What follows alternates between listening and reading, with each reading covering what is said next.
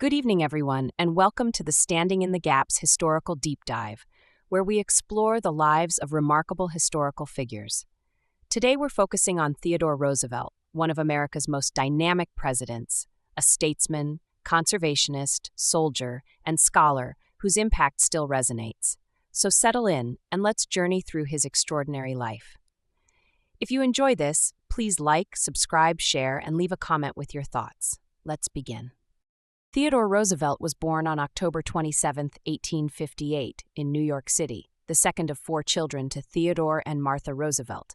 As a child, nicknamed TD, he faced severe asthma, often struggling to breathe, with his father resorting to late-night carriage rides to help him.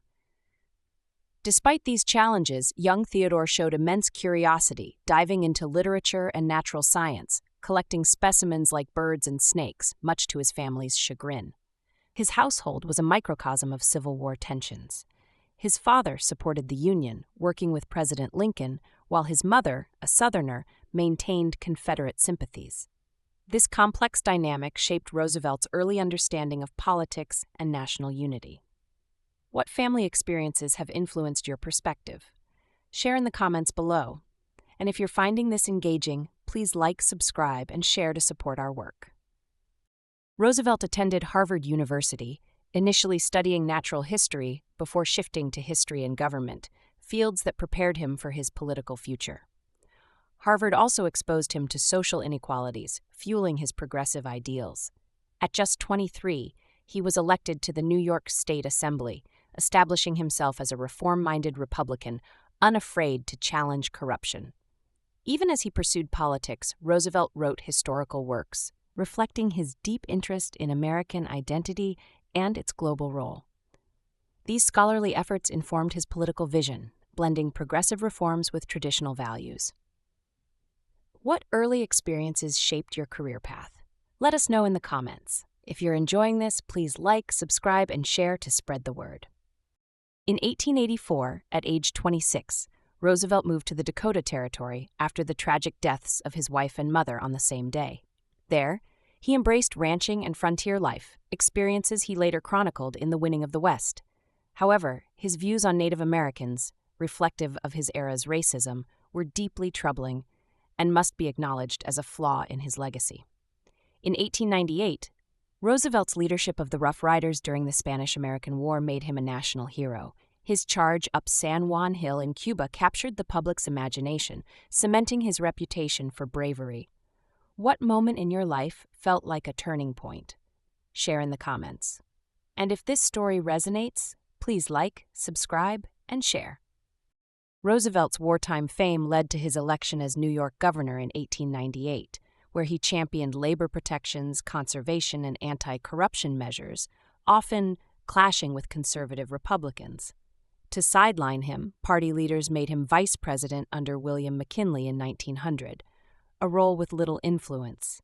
But in 1901, McKinley's assassination thrust Roosevelt into the presidency at age 42, the youngest president in history.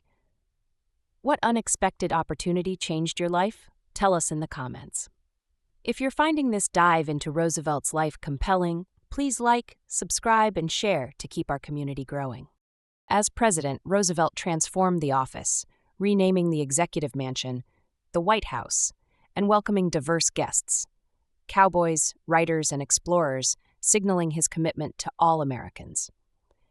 He viewed the presidency as a bully pulpit, using speeches and media to rally public support for issues like regulating businesses and fighting corruption. Though constrained by a conservative Congress, Roosevelt expanded presidential authority through strategic compromises, laying the groundwork for the modern presidency. How have you seen leadership evolve in your lifetime? Share your thoughts below. And if you're enjoying this, please like, subscribe, and share. Roosevelt's domestic policy, the Square Deal, sought to balance the interests of business, labor, and the public. In 1902, he intervened in a coal strike, threatening to seize mines if owners didn't negotiate, ensuring heat for millions. His trust-busting efforts targeted monopolies like railroad giants, while supporting responsible businesses. In 1906, he signed the Pure Food and Drug Act and Meat Inspection Act, at protecting consumers and setting a precedent for federal oversight. What modern policy do you think needs reform? Let us know in the comments. Roosevelt elevated America's global presence, earning the 1906 Nobel Peace Prize for mediating the Russo-Japanese War. He secured the Panama Canal, though his support for Panama's separation from Colombia was controversial. In 1901, he made history by inviting Booker T. Washington to the White House, a bold step toward racial inclusion, despite his era's limitations.